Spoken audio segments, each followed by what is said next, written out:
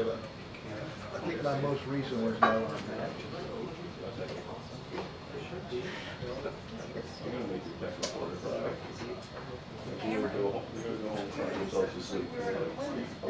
We're doing that in the wrap. It was like, is this actually it's like, I know.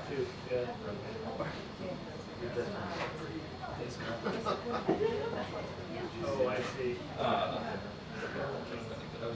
This is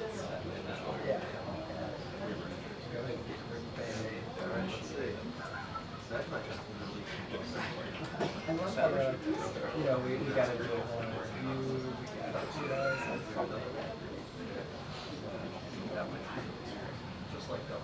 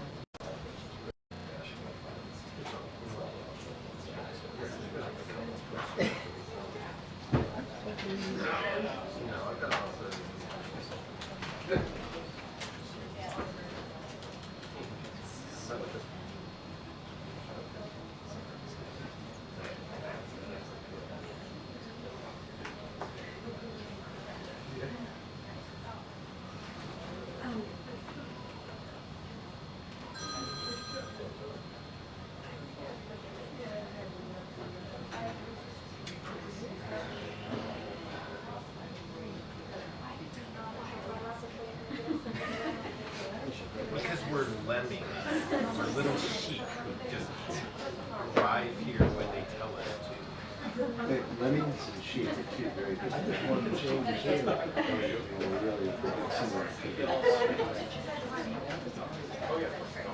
Zoologists would take some issue with that. Mixing of lemons and sheep. Yeah. I got the sentiment. I appreciate it. Did you get lunch? No, you? I had a snack in my computer bag. I mean, I have grapes at my desk. I think it goes in and out.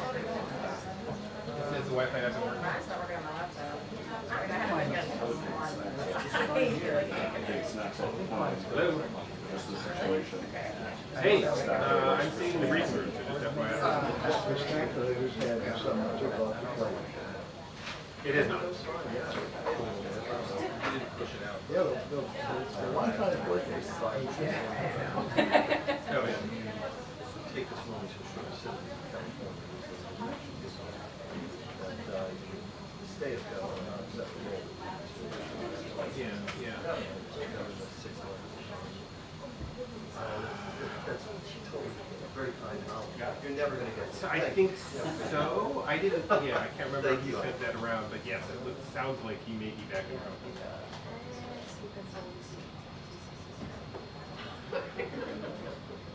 Yeah, no. So what we only go when it's our turn to be in the pool.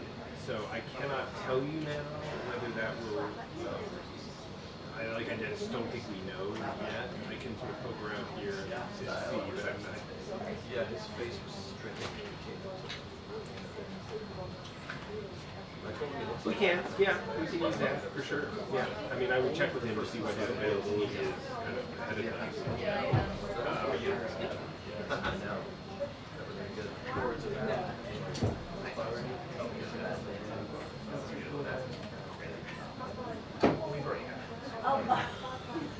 Okay, yeah, I'm sure it'll be no problem. We'll figure it out. All right, talk to you. Bye.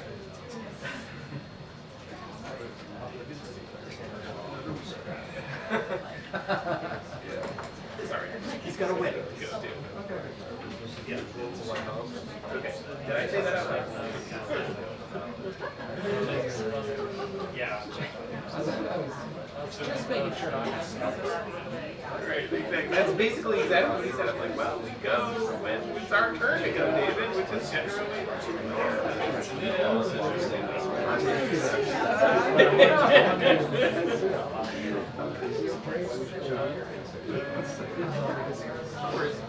Of course, that would assume that he's the president. I don't know. Exactly. I was gonna say.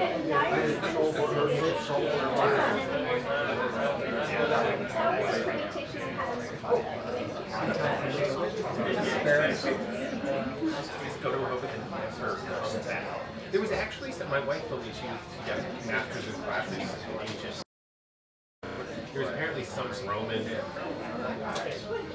like emperor or whatever at one point who like was really like despised, and he left Rome and went to vacation on some like island off the coast of Italy. Never showed back up again. Just stayed there for the rest of his life. Never.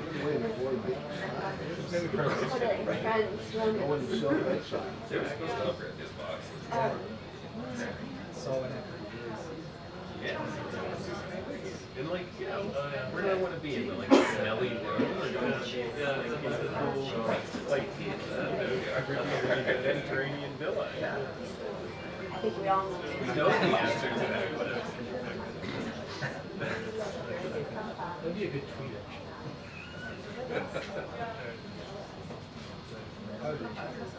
Oh, sure. That's also an example of the thing.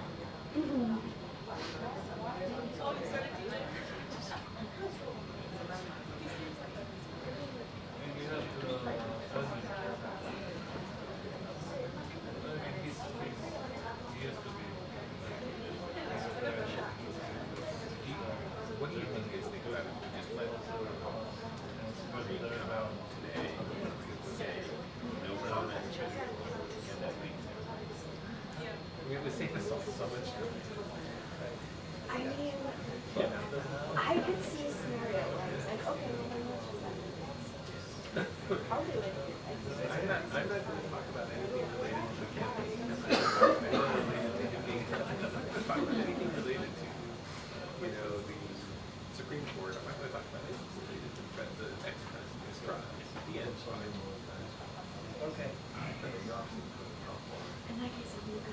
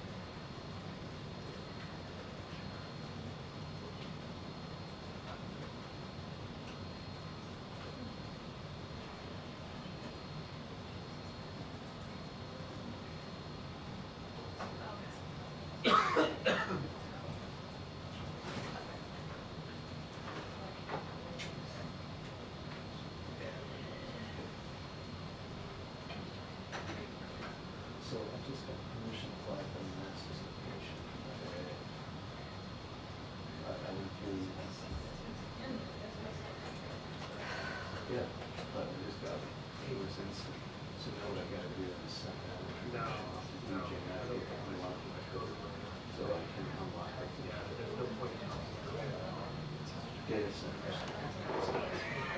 I wasn't. no. That gave me a trust. So, it's his dude. We got one.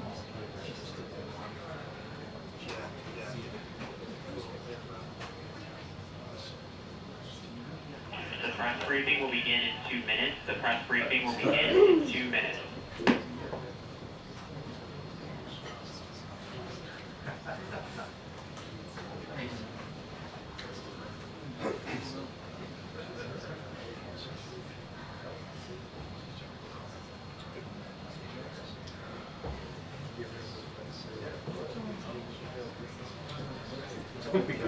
She looks like she's marching down the yellow brick road.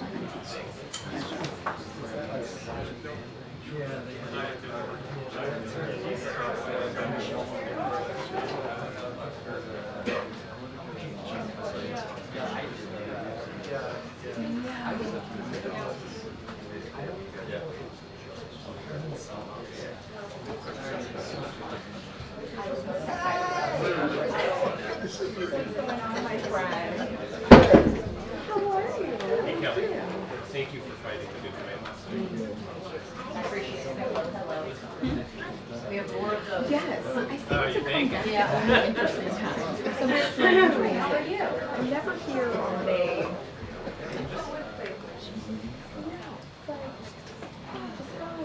Good to see you. It's nice to see you too. Well, it's great.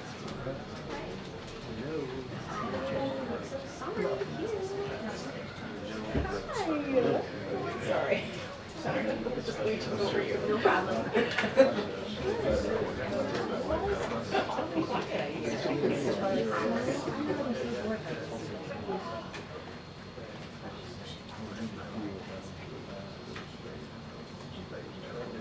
Yeah. Hi.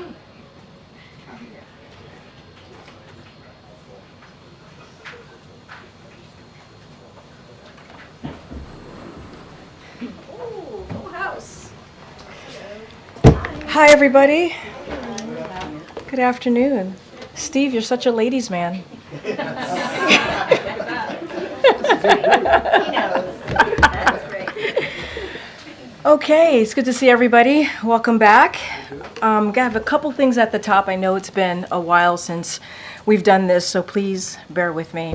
So I want to begin by discussing the devastation caused by Hurricane Beryl, which President Biden just addressed directly. This already deadly storm was upgraded to a Category 5 storm as it heads towards Jamaica. The president has been briefed on Hurricane Beryl, and our administration is in close touch with territory and local officials. USAID and FEMA has resources and supplies pre-staged in the region with staff and partners ready to assist. We urge residents to stay vigilant and heed the warnings of local officials. You heard that from the president as well. Next, I want to express our disappointment in yesterday's district ruling, which blocked our temporary pause on pending approvals of liquefied natural gas exports. While congressional Republicans and their allies continue to deny the very existence of climate change, President Biden is committed to combating the climate crisis with every resource available. That is why we will continue taking action to transition to a clean energy future and reduce emissions, creating good, paying clean energy jobs, and bolster resilience to the impacts of extreme weather. I'll now turn to sharing how we are delivering for American workers and lowering costs for them. Yesterday, the Biden-Harris administration began expanding overtime protections to millions of American workers. The Department of Labor's overtime rule extended overtime protections to 1 million workers making less than $43,888 a year. And next year, it will extend protections to another 3 million workers by increasing the overtime threshold to $58,656. That means higher paychecks, or more time with family for millions of workers. While elected Republicans side with big corporations and special interests to try to deny workers these protections, President Biden is fighting for families. As a record Americans travel for the 4th of July, President Biden is taking action to lower gas prices. Today, we announced the sale of 1 million barrels of gasoline, which will lower gas prices, particularly in Northeast states such as Maine, New Hampshire, New York, New Jersey, and Pennsylvania. While President Biden has unleashed record energy production, including affordable clean energy, congressional Republicans are siding with big oil to give out tax cuts while keeping prices high for families. Now, this week, the president and his administration is marking the 60th anniversary of President Johnson signing the Civil Rights Act of 1964. This landmark legislation prohibited discrimination on the basis of race, color, religion, sex, or national origin, and serves as the legacy of generations of courageous and extraordinary Americans who fought to fulfill the promise of our nation. Despite this critical step forward, securing our civil rights remains the unfinished fight of our time. That's why President Biden is fighting actively to protect the civil rights of every American. He signed a landmark executive order to protect voting rights and continues to urge Congress to pass the John R. Lewis Voting Rights Advancement Act and Freedom to Vote Act. President Biden appointed Justice Ketanji Brown Jackson, the first black woman to be on the Supreme Court, and has appointed more black women to the federal appellate court than every other president in history combined. He's also creating opportunities for every American to thrive, investing historic amounts into HBCUs, and changing our country's failed approach to marijuana, which disproportionately impacts communities of color. You'll continue to hear more from this administration to mark this major anniversary. And finally, thank you for your patience. And finally, we have a few schedule updates, so wanted to share the following with all of you. This week, the president will speak with Hill leaders and Democratic governors. He will travel to Wisconsin on Friday. He will conduct a sit-down interview with George Stephanopoulos from ABC News while on the campaign trail. He will travel to Philadelphia on Sunday. And next week, I know you guys are going to be really excited about this, he will host a press conference during NATO. This is in addition to the previously announced events this week, and I will be happy to take your questions. All right, Colleen, go for it. Thanks, Karine. So there are growing calls from Democrats, including members of Congress, for the president to step aside for the 2024 election because he's not capable of serving another 4 years. What is his response to this? So let me just step back for a minute and I guess deal with the questions that have come in about the debate. And honestly, this is something that the president has addressed himself multiple times since this past Thursday. And first of all, I want to say we understand the concerns. We get it. The president did not have a great night, as you all know, and many of you reached out during the debate. The president had a cold. He had a hoarse voice. You all heard it. That's why you reached out. But I will say this, and the president said this over the past couple of days, certainly right after the debate. He knows how to do the job. And he knows how to do the job, not because he says it, because his record proves it. Because for 3.5 years, almost 4 years, the president's record has been unprecedented, delivering for the American people.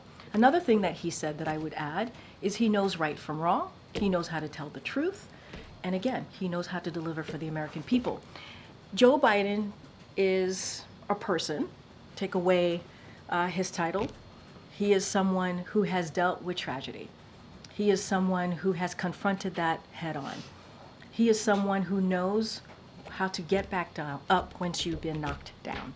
That is something that he understands very, very well. And I think, and we believe, that's something that many of Americans across the country understand as well. And he knows how to come back. He knows how to come back.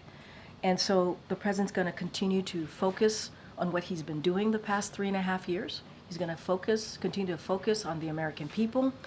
And, you know, to your question, just to add a little bit more to your question, look, You heard from Speaker Pelosi, you heard from Representative Clyburn, and let me just paraphrase a little bit of what they said. Speaker Pelosi, who's very close to the president, said it is not about performance in terms of a debate, it's about performance in a presidency. And this is a president, you've heard me say this, we've talked about this, he's been able to give us an economic recovery, the strongest economic recovery in modern history.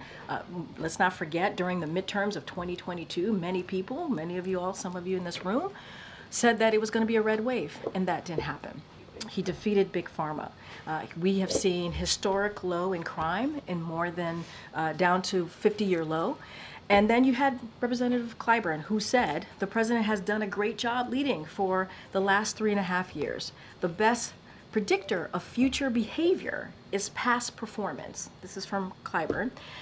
And when you look at the record of President Biden versus former President Trump, you see President Biden, who has delivered the strongest recovery in modern history, versus the previous administration, whose plans hurts the middle class. And President Biden, who is committed to protecting our fundamental freedoms, versus the former president, the previous administration, doing everything that they could, and they did, to overturn Roe v. Wade, and they are responsible for that. And that's coming from two people who are not just leaders in Congress, but also close to the president. I think part of the problem that Democrats are articulating is that it wasn't just that he had a cold, but rather he had, answers. He was trailing off.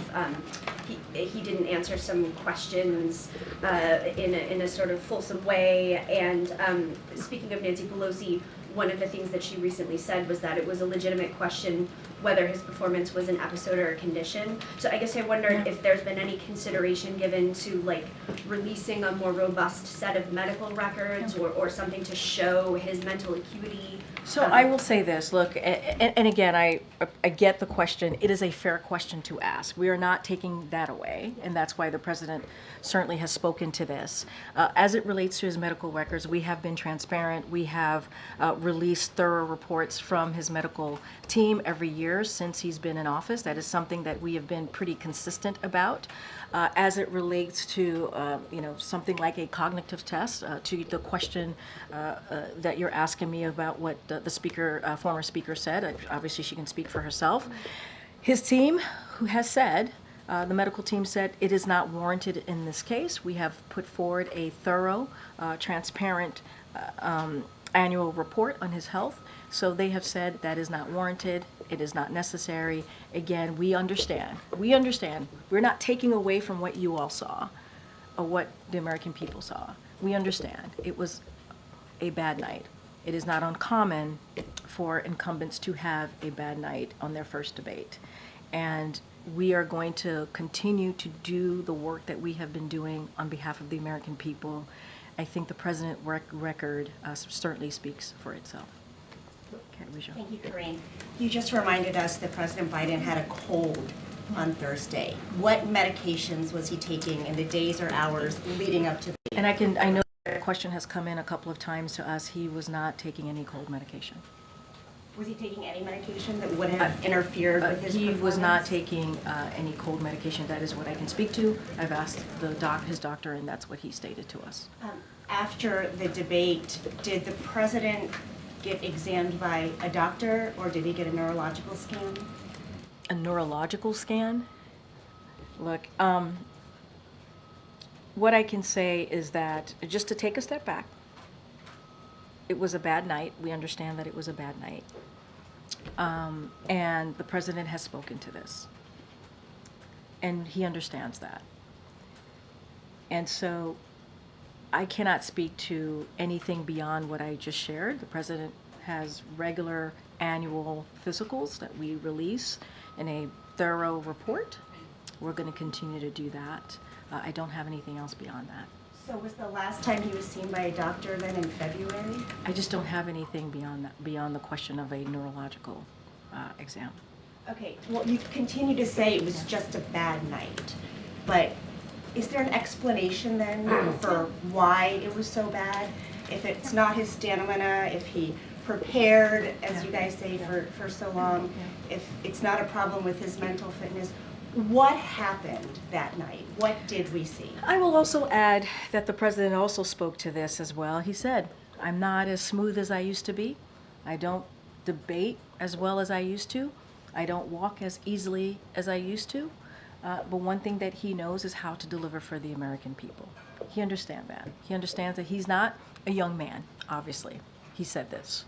But his focus is going to continue to deliver for the American people on the issues that they care about: the economy, expanding health care, fighting for Medicaid, Medicare, Social Security, making sure that we continue to be leaders on the world stage, which is something that this president has been able to do, and turn around the mess that this last administration created, as certainly on not just domestically but on the world stage. Okay. Is anyone in the White House hiding information about the president's health or his ability to do the job day to day? Absolutely not. Given the fact that it's more than a bad night when his political future is threatened, would he be willing to provide more medical information? Would he be willing to have Dr. O'Connor provide more to answer these questions? Look, Kelly-O, certainly understand the question, appreciate the question, but what we have provided has been very transparent.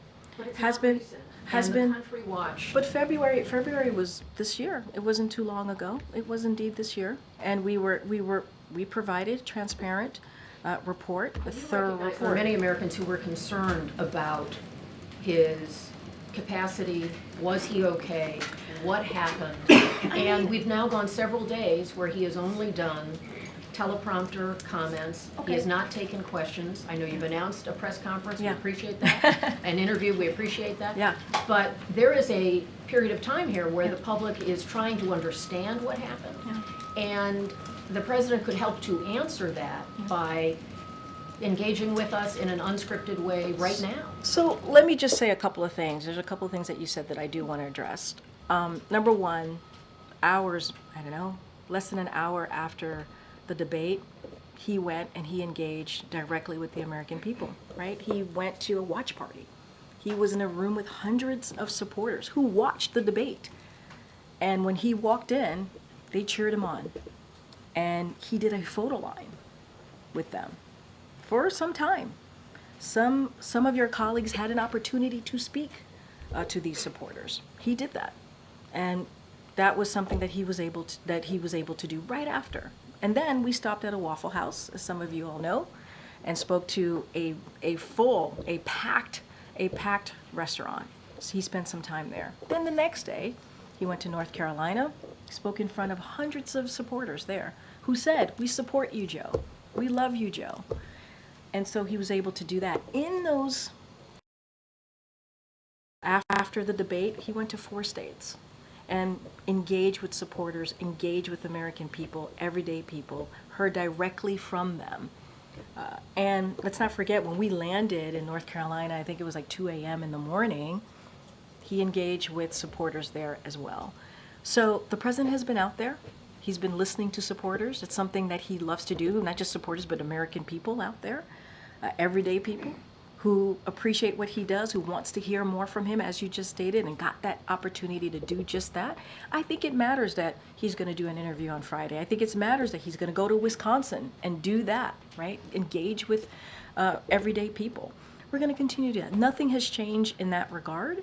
We're going to continue to be out there. He's going to be in Pennsylvania as well this weekend, as I just stated. And one more. We're reporting that Hunter Biden has been in some meetings with senior advisors. Why is the president's son involved?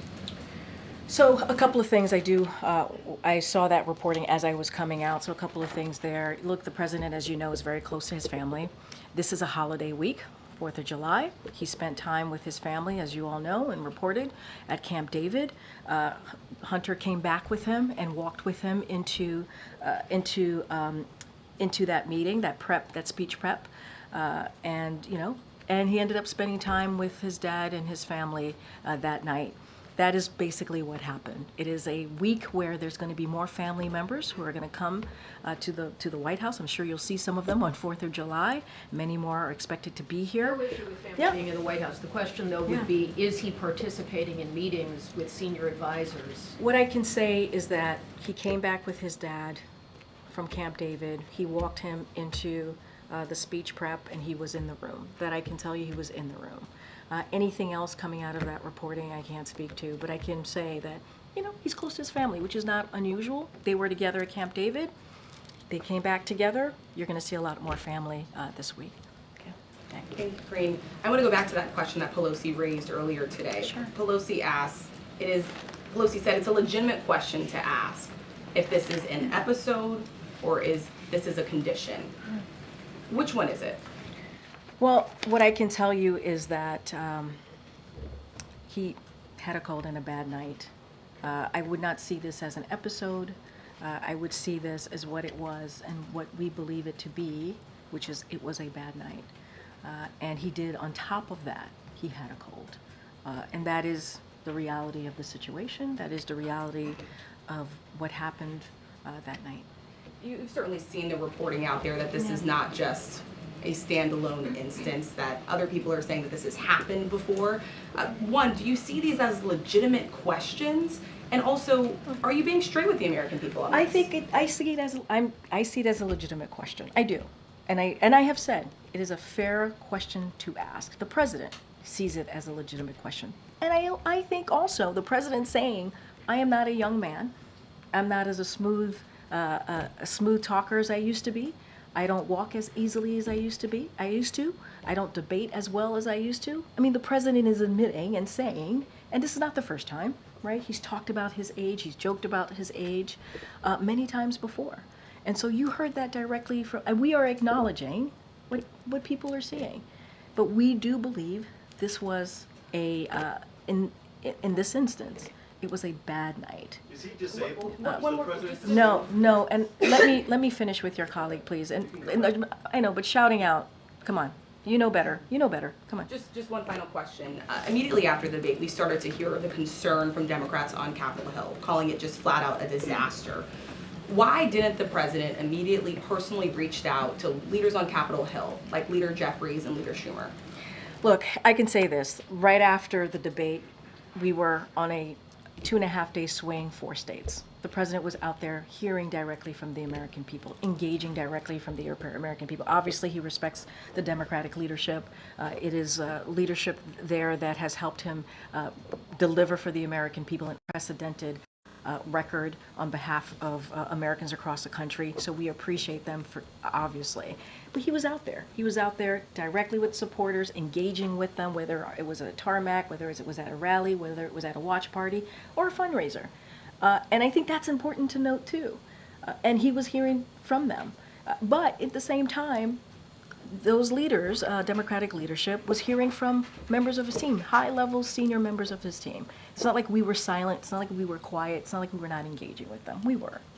And now that the president's back at the White House, he's going to have some time to talk to these Democratic leadership on the phone. I mentioned Democratic governors. He's going to do it with leaders on the Hill as well. And that's important. And then he's going to go back out into the states, obviously, and talk to Americans there. So he's going to do both.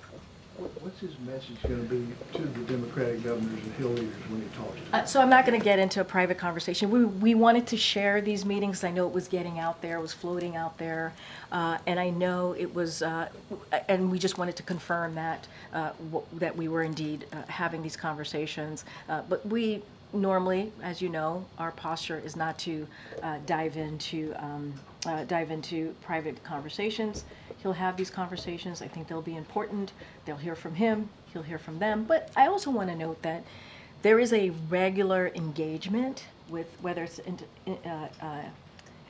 intergovernmental affairs or the Office of Legislative Affairs, regular engagement from my colleagues here with governors, with mayors, and also obviously with congressional leaders. That is something that is a regular engagement. Obviously the president himself will engage with them this week. Karine, does he still have a cold? He seemed to be clearing his throat a bit. He still has a cold. Last event. Yes, I asked him. He still has a cold. Thank you. Yeah. Okay. Thanks, Karine. You've said a couple of times now that the White House has provided thorough medical records for the president. The White House released a 6-page summary back in February. I don't think that was a full accounting necessarily. And Dr. O'Connor in that memo described the president as, quote, a healthy, active, robust 81-year-old male who remains fit to successfully execute the duties of the presidency. I think that is clearly not what the majority of Americans are seeing. And we have a new poll from CBS News that says 72% of registered voters say the president does not have the mental and cognitive health to serve as president. So are you saying that the majority of Americans are misguided and that they just need to trust Dr. O'Connor and take him at his word? So a couple of things, and I want to say the president is feeling better, and you saw him last night, you saw him today, but he does indeed still have a cold. Look, I want to be very sensitive here, and I think it is important to be sensitive here. We understand how the American people are feeling. We get it. We do. And I do not want to take away from that. I'm not going to speak. I know that there was, you all did a poll, CNN did a poll. I'm not going to speak to every poll. I'm just not going to do that. And also, I'm constraints in doing that as we're heading into an election in November, as you know. What I will say is majority of Americans also support the work that the president has doing in a sense of his agenda and what he stands for, what he's been fighting for, whether it's reproductive rights, whether it's an economy that works for all. And that is something that the president is going to continue to do. And this is why we have said, and I have said this multiple times from here, is that's why the president acknowledges. We get it. We get what Americans are feeling. That's why he's acknowledging. He's not a young man. That's why he's acknowledging. He's a little slower than he used to be in walking and not as smooth as speaking. We get that. But we also want to make sure that we point to the successes that he's had, his record, and we want to continue to build on his unprecedented record. And I'm not going to discount what the American people see or feel.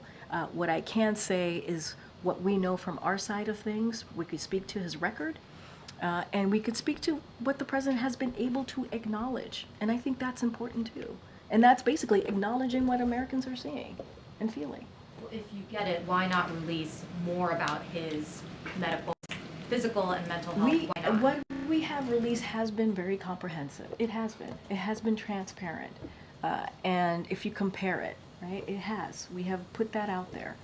And, and we'll continue to do so, put that information out there. And MJ, I want to be very clear. I get the question that you're asking me.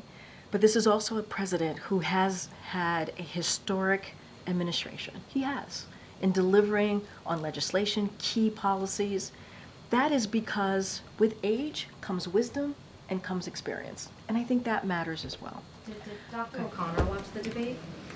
I believe Dr. O'Connor traveled with us to the debate. So did he have any concerns after seeing the president's not at debate all. performance? Not I have at all. one more question actually, Karine. Sure. The campaign's theory of the case for the president staying in the race has been that the president has a better shot of defeating Donald Trump than any other Democrat. We have a new CNN poll that shows the vice president actually has a slightly stronger showing against Donald Trump than the president. So how does the president explain not passing the baton to his own 59-year-old vice president given that kind of data? So look, as you know, I'm constrained to speaking directly to your poll, and I get it, and I hear the question. I got to be mindful. That is something for the campaign, as you started saying, what the campaign has laid out, their argument of the case. That is something for them to take up, and that is something for them to answer. What I can speak to is the president's record, what I can speak to, what he's been able to accomplish, and the things that he's been able to do and get done is actually in line with majority of Americans, and I think that's important too, to note. And again, I will say, with age comes wisdom and experience, and that's certainly something that the president brings. Go ahead.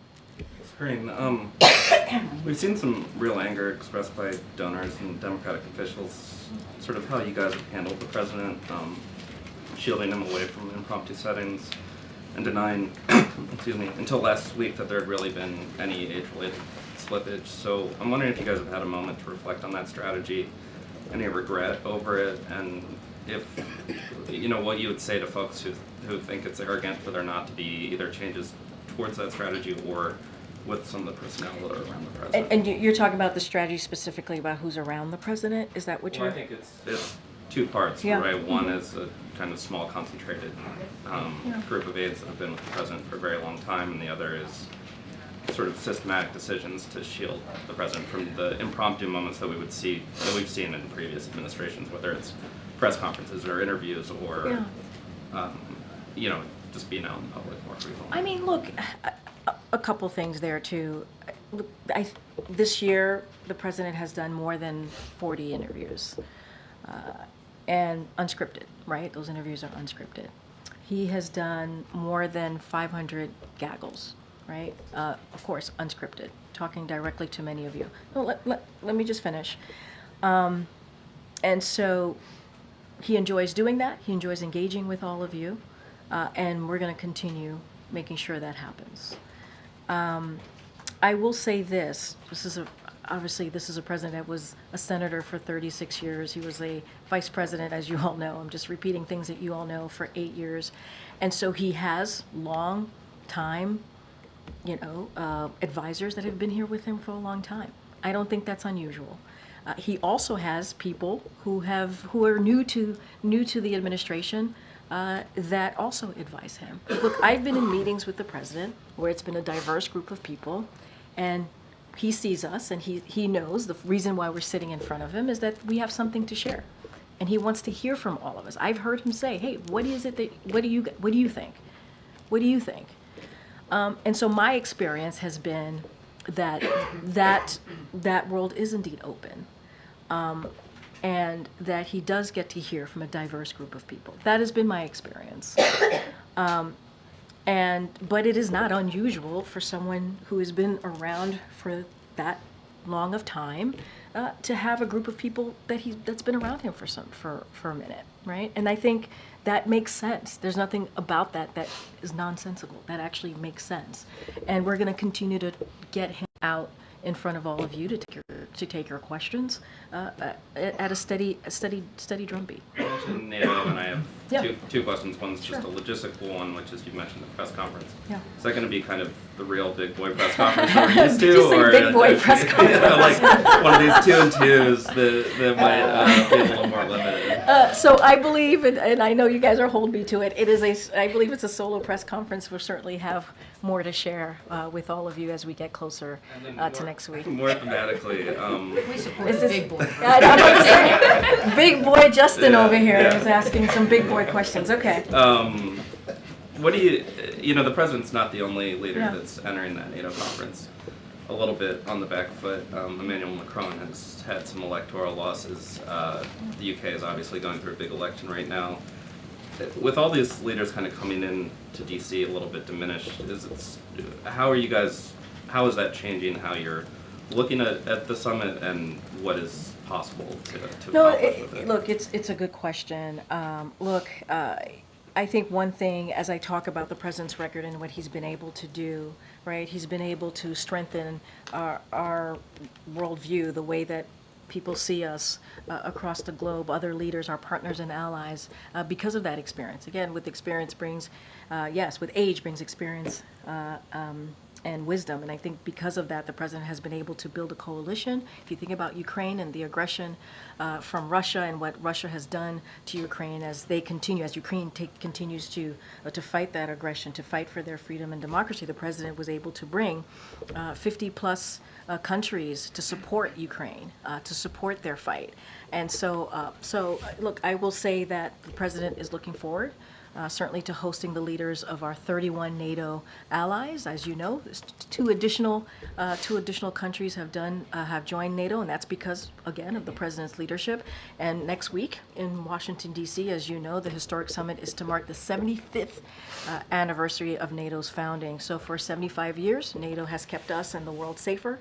And under the president's leadership, our alliance is stronger, it's larger, it's more united than ever. And so I think what you're going to see is that displayed next week right here in Washington, D.C. And I think I think you all would agree that the president played a very, very, very big role in where NATO is today. Okay, Jackie. Thank you, Karine. The administration strongly criticized the media for clips showing the president appearing to be confused, freezing at times, and you called it cheap fakes, misinformation, disinformation. In one case, even implied that it was the product of artificial intelligence, calling it deep fakes. Do you have any regret over using that language? Not at all. Not at all. And let me be clear, it was a certain part of the media. And, I mean, you can speak to this better than I can. A certain part of the media which was doing this. And look, independent, mainstream fact checkers in the press and misinformation experts have been calling out cheap fakes. And at the end of the day, they're fakes. That's what they were. Targeting the president. They had said, the reporters and these misinformation experts said that this president was being targeted. And what we did was echo them. That's what we did. And look, we'll certainly continue to call that out. And the cheap fakes didn't come from me. I didn't coin that. That didn't come from this White House or this podium. That came from the media. They called it cheap fakes. And they said this president, President Biden, was being targeted on misinformation. It was purposefully being done to this president. And what we did is we echoed that. So I don't regret it at all. Well, it was just the facts. Used that sort of approach to counter the Wall Street Journal report, for instance, that interviewed 45 people over several months who criticized, the president's handling of himself in meetings, and broadly. Which approach? I'm not following. Talking about the president's age being a factor and a concern. How was cheap fakes? I don't understand where cheap fakes. The approach from the White House to criticize the reporting, to basically cast the reporting as not true. And broadly, this has been, the reason I ask is like the administration's response to our questions often seems to be, don't believe your lying eyes, the border's secure, Afghanistan withdrawal was a success, inflation's transitory. So is that going to change? I mean, you just laid out, Jackie, you just laid out a bunch of things, so just give me a second here. First of all, I think this is a give and take, right? Even in this briefing room, we go back and forth. I go back and forth with you, with your colleagues, with everyone here. And I think we have a right to say if something we don't think is true or something we think we want to push back on. That is a right for us to do, just like you have a right to push me and say, actually, our sources or our reporting say this. I think it's a give and take. This is what makes what we do in this room almost every day. This is an exercise of democracy. This is an exercise of freedom of the press. That's what we're doing here. And I think if there's some reporting that we don't believe to be true, I think it's okay if we go back and forth and say, actually, we don't think that reporting is true, right? And so I don't see anything wrong with that. That is what this is. That is what this is. This is what we actually do on a daily basis. This is how we lead the world, on making sure that journalism exists and you all have the right to do your jobs. But, we also have our right as the press office here in the administration, if we don't believe something is true or we want to share our side of things, that we do so. Look, on the other things that you just listed, I've talked about this president's record a lot, often here, in this just however minutes I've been at this podium. And look, when it comes to the economy, the data shows it. When it comes to healthcare, the data shows it. Afghanistan, obviously, it is an important conversation to have, and that is something that the president wanted to do and end a war, and a forever war. He wanted to make sure that we stop putting our young women and men in harm's way. And that is a difficult decision to make. It is not an easy decision to make. But he's the president and commander-in-chief, and he wanted to make sure that we got our armed troops out of harm's way. And so I honor and respect our back and forth, and it is always an honor and privilege for me to do this job, and I will continue to do that. Go ahead. Thank you, Karine. No, Michael. Okay. Oh, Mike, go ahead, Michael. Okay. I have two big boy questions. Medium, I don't know, whatever. First, does the president intend to spend most of his days in July on vacation in Rehoboth and Wilmington?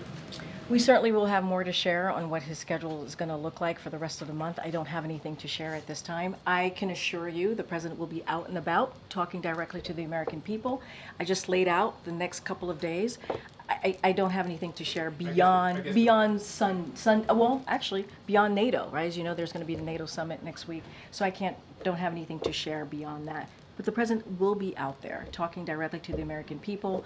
I have to be mindful. Obviously, we're in campaign season. The campaign could speak more to what his schedule is going to look like specifically. Okay. And then the second question, we just posted a story, which probably I'm not sure you've seen because we just posted it in the middle of the briefing, but in which many people that we've talked to describe an accelerating series of episodes, moments when, over the course of the last several weeks, the president appeared confused or listless or would lose the thread of a conversation in private 7 in Normandy, at the White House. Not all the time, not saying that that's the way he is all the time and that there's clearly moments people say that he's forceful and with it and all of that.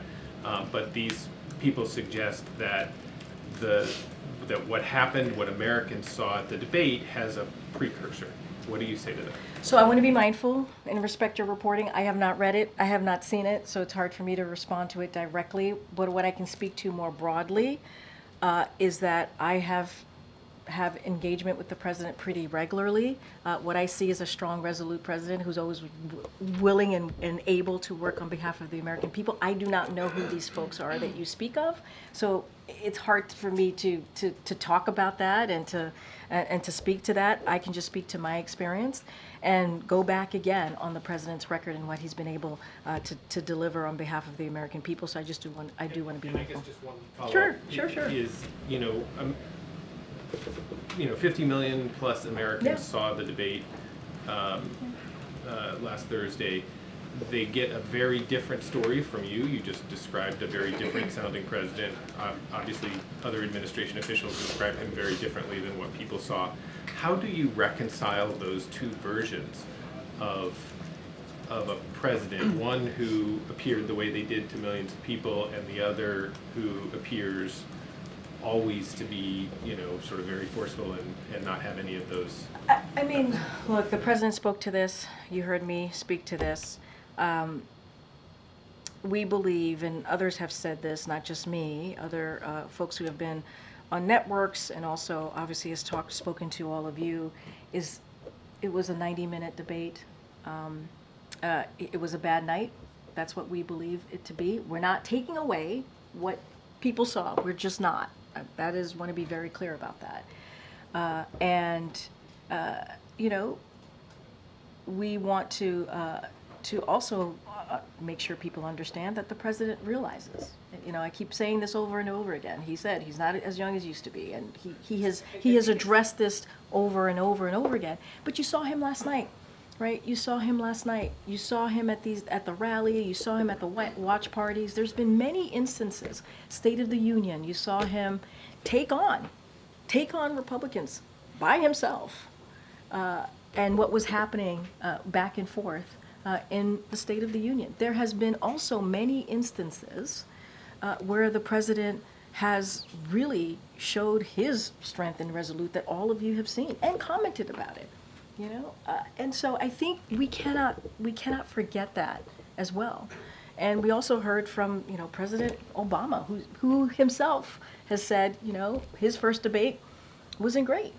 He talked about that, and most incumbents, their first debates aren't great. And so look, we're going to continue to build on the unprecedented record by continuing to fight for the American people. That is our commitment, and that's what we're going to continue to do. Thank you. Thanks, Michael. Go ahead. Thanks, Karine. I have 2 questions. Sure. To follow up on that, you talked about how you've spent time with the president. When you're looking at the time you spent with him, have you ever seen the president have a bad night like we saw on the debate stage during your time here at the White House? No. So were you surprised by what you saw on the debate stage? I mean, look, I know that he had a cold. Many of you were reaching out to us, to my team and myself directly. You heard the hoarse voice. We were able to confirm he had a cold. He was under the weather, obviously. Look, we all have bad nights, right, or bad moments. It is not unusual. I just said there have been incumbents, most incumbents, for their first debate. it doesn't go well. So it's not also unusual in that regard as well. So look, we're going to move forward. That's what we want to do. We want to look forward. We just announced some engagement that the president's going to have. We announced, obviously, the interview with ABC and George Stephanopoulos, Wisconsin. He's going to go to Pennsylvania. We're going to have a press conference next week. We want to turn the page on this. And we want to turn the page for the American people as well, because we know that they need to see him out there. He's going to continue to be out there. He has been. And we understand how important that is. And so we're going to turn the page. We're going to get out there across the country. Americans are going to see him for themselves. And I think that's going to be very important as well. And has the president had a chance to speak one-on-one with Vice President Harris since the debate? I can't speak to any conversations that they've had, and so I'll just leave it at that. I don't have any readout of a conversation between the two of them. Thanks, Karine. So I've spoken to a lot of donors since the debate, and they want to know what exactly happened that night. So just to follow up on MJ's question, I know you said he hadn't taken any cold medication. Was there any other medication he had taken? That's what many of them are asking. No, I understand. I was asked about the cold medicine. I asked about the cold medicine. He was not taking any cold medicine, and I don't have anything beyond that. I don't have anything beyond that to share. And look, I've answered this question multiple times at this point. I don't have anything else to add beyond what I have shared with your colleagues here in the room. We really, truly want to turn the page on this. We really want to be able to get out there and, speak directly to the American people, speak directly to you all, the president will. And I think that's important too. Look, and not forget what this president has been able to do the last 3.5 years. How he's been able to deliver. And there is a stark contrast in what this president has done and what Republicans in Congress are doing, right? He's trying to protect our rights as president. He's trying to protect our freedoms. He's trying to protect really important programs that matter to the American people. He wants to protect women's rights, Roe v. Wade. He wants to continue to build an economy that works for all. That's what we're going to focus on. And that's what Americans are going to hear, continue to hear from this president. Anything else, I think I've litigated this a lot already in this briefing room. I just don't have anything else to add. Get Andrew. Thank you, Karine. 2 questions. Sure. You have repeatedly referred to the president's outing after the debate at the watch party, his remarks the next day in North Carolina, his appearances at fundraisers, his appearances this morning at the DC Emergency Operations Center. All of those appearances were scripted events where he spoke from a most spoke from a teleprompter. I know, but you said all, but not all. Okay, well, if you're correcting me, they're most. They're scripted, spoken from a teleprompter. How are Americans supposed to get the sense that the president is fully engaged and capable and thinking off the cuff when he's reading from prepared remarks so often? And why can't he just come down here? The briefing room's 30 seconds away. Why can't he come down here and assure us and the American people that he's okay? And I have a follow-up. Okay. First of all, it wasn't all. It was when he was speaking in front of the audience, but it wasn't all. When you think about the tarmac, when you think about engaging at the Waffle House, when you think about engaging at the watch party and doing a very long rope line, and when he was at the tarmac, it was in the middle of the night, literally 2 o'clock at night. We all wanted to go to bed, but the president was certainly very focused and zeroed in on the American people who were out there, cheering him on and wanting to see him and take selfies and get a hug from this president. That's what you saw. And I don't know if you missed this, but I also shared that he has done more than 40 interviews this year alone, and we're going to continue that. He's going to do an interview with ABC, George Stephanopoulos, this week. Those were unscripted. He's done more than 500 gaggles. Those are unscripted, and we want to continue to do that. We do. We want to continue to do that. There's going to be a press conference next week, a NATO big boy press conference, as Justin has reminded us, next week. And so that's going to be important as well. And I have a follow-up. And sure.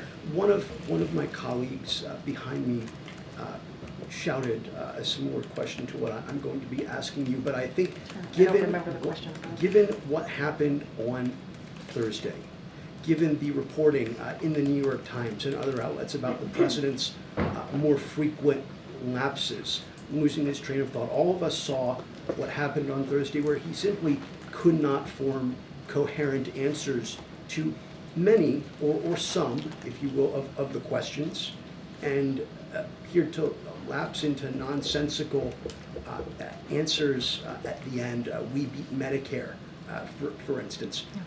I'm going to ask something delicate, and you may not like it. The president may not like to hear it if he's watching, but I think the American people need to get a yes or no answer on this. Does President Biden, at 81 years old, have Alzheimer's, any form of dementia, or degenerative illness that would cause these sorts of lapses? And it's a yes or no question. And if you don't know, why don't you, as one of his senior staff members, know?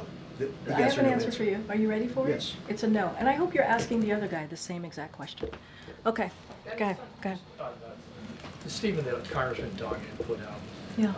does the president feel like members, the Democratic congressmen, should be able to speak their minds on this? Or does he think, calling for him to withdraw is hurting the party writ large? I mean, look, that's something about the Democratic Party that we really respect. It is a big tent party. Many people are going to have their opinions. We are going to have our disagreements, and that is what is important. And we really respect other people's opinions and thoughts. I think that's what makes, this party different, right, than the other side. Certainly, we see that with how it's playing out in Congress, or how it tends to play out in Congress. So the congressman is going to have his opinion. He's going to have his thoughts. That's for him to speak to. We are not, this is not a president that's about his personal politics. That is not this president is all about. He doesn't care only about himself. That is not what this president is all about. And I also read out some supportive statements that we've heard from leaders of Congress. Former Speaker Pelosi, I read out what she laid out. I read out what Congressman Clyburn has said. And I think that matters as well. And you all have heard from multiple supporters over the past couple of days since Thursday. And I think that's important as well. Just to be clear, the president has not spoken to either Senator Schumer or Leader Jeffries? What I can say is that the president plans to speak to them this week. I don't have anything beyond. Even though it's been 5 days, Well, you think they would have spoken? No, I hear you. I addressed this moments ago. The president was on the road for 2.5 days, did 4 states. His advisors, his high-level White House officials were talking to congressional members, as some of you have reported over the past couple of days. I think that's important. They have regularly engaged, not just with congressional members, with governors, with mayors, and then there's the campaign that does it on a political level, right? They've had regular calls. I think some of you have reported on that as well. Now this week, the president is going to take some time and talk to those congressional members, and as I stated, also to Democratic governors tomorrow. Okay. You've mentioned that sometimes the candidates have a bad first debate. There's been a lot of discussion going around, and of course no decision yet, but that maybe there isn't a second debate. So I'll be super careful. That's something for the campaign to respond to, but I do believe they did respond to this, and I do believe they have responded to this, and they said that there's going to be another debate, but that's something for them to speak to. And I will just quote what President Obama stressed, right? Bad debate nights happen. Trust me, I know. And then he praised President Biden's leadership and his agenda of fighting for the middle class, our freedoms, and the rule of law. And you heard the president speak to the rule of law just last night. And so certainly that will continue. But you've heard from a former president about this particular issue. Go ahead, Michael. Thanks, Karine. Obama was 51 during that. I kind of knew you would say that. Debate. I knew you would say that. But he's not the only one. He's not. It has happened in the past. First debates for incumbents, and sometimes it's not their best. I know you've said a couple times that you want to turn the page. Yeah. The issue, I think, the core issue here is that you can't turn the page on age. Yeah. Aging decline is a one-way street. Oh, So right. At the end of the day, right. These are the questions you're getting now. What are the questions you're going to be getting in 2 years?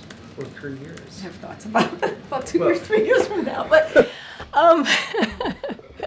look, How can you or anyone say that you have confidence that he can be in this job at that time? Look, here's what I would say to that. We are not turning the page on age. That's not what we're doing. We understand. We get that, right? The president said, I am not a young man. He said that. We get that. We understand how the American people feel. What we want to continue to do is deliver for the American people. That's what we want to see. That's what the president wants to do. And that's the turning of page. Let's continue on the successes, on the unprecedented successes that this president has had. And on issues that majority of Americans care about, healthcare, economy, those are things that they care about. Democracy, freedom, fighting for the rights for women to make decisions on their bodies. That's what the president wants to continue to that's the turning of the page, but we get it. Look, I'm not taking away from that. I don't want to do that. That is not, I do not want to walk off this podium and that's what you all think. We're not doing that. And the president doesn't want you all to do that. But he can do the job. He can. The question about what gives you confidence about 2 years from now, or 3 years from now, or 5 years? We believe that this is a president that is able to continue to deliver and build on the unprecedented success that he's been able to do. That's what we believe. We believe, and he believes it. And he is determined and committed to doing that. And Michael, and I think the thing too that's important is we have been able to do things that most modern presidents haven't been able to do, and that matters as well. I know you guys are trying to get me to look into the future, but what I can say to you is this is a president that is committed to doing that. I'm not sure anybody doubts that commitment. Yeah. I think the question is, given the performance, and I apologize. No, Michael's like, no, you take it. I mean, I just think the question, it's about, it's the way we look at our elderly parents and grandparents. It's, you maybe visit them once a year and you see troubling signs because you don't live in the same city perhaps, and the first question that you go to is, I wonder if this is like a one-time thing or if it's something that has been happening for a longer time that we need to deal with. And the second question is, you're going multiple times. Where are they going to be in a year? Where are they going to be in 2 years? Do we need to put them in a home?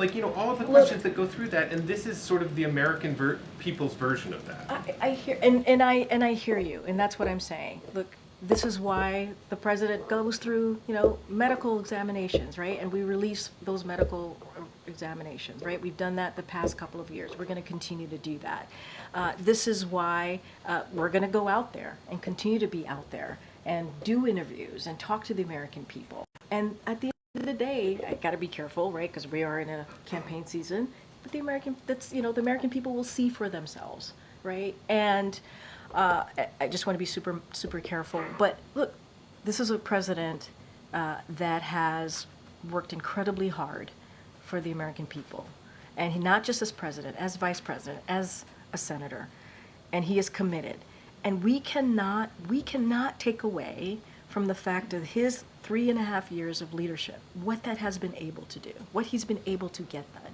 And that doesn't come from, that doesn't come easily. And he did it in historic fashion. He did. And the data proves that. And so, look, he's committed to continuing to make that progress, continue to work, whether it's climate change, whether it's the economy, whether it's healthcare. That is what he is committed to doing. And, he had a bad night. He did. And we are admitting that, owning up to that. You heard the president speak to that, and I think that's important for the American people to hear from us and from him as well. I know I have to go. I'll be back tomorrow, but go ahead. Thanks, Karine. I just wanted to go back to the Representative Doggett's statement. Yeah. Part of his statement, he said that Biden staying in the race could kind of work against helping to save democracy. So I know you said it was a big tent party, people have their opinions, but how do you corral Democrats when there are members of the party who believe that about the president staying in the race? And do you have a response to that specifically? Yeah, look, this is a president. He jumped into this election. This I can talk about, obviously. in 2020, and I remind you all that he beat the other guy in 2020. He won in 2020. That's why he's president. But he jumped in because of democracy, right? He jumped in because of what was happening, because he believed he needed to do everything that he can to protect our democracy and now protect our freedoms because of what happened with Roe v. Wade. Obviously, we don't agree with that. What we believe is that this is a president that has had, that is going to continue to fight for democracy, and that's going to continue to focus on making sure that, we get Roe v. Wade into law, right? Make sure that IVF is not taken away from families. Make sure that contraception is not taken away from families. Make sure that we fight for our voting rights, right? There are so many things that we need to continue to fight for.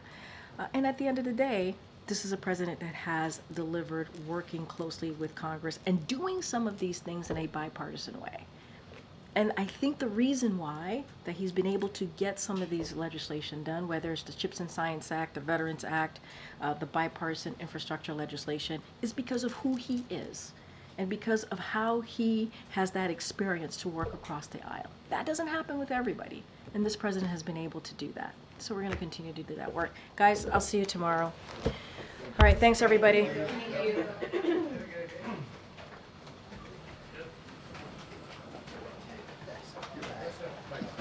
No, that's fine.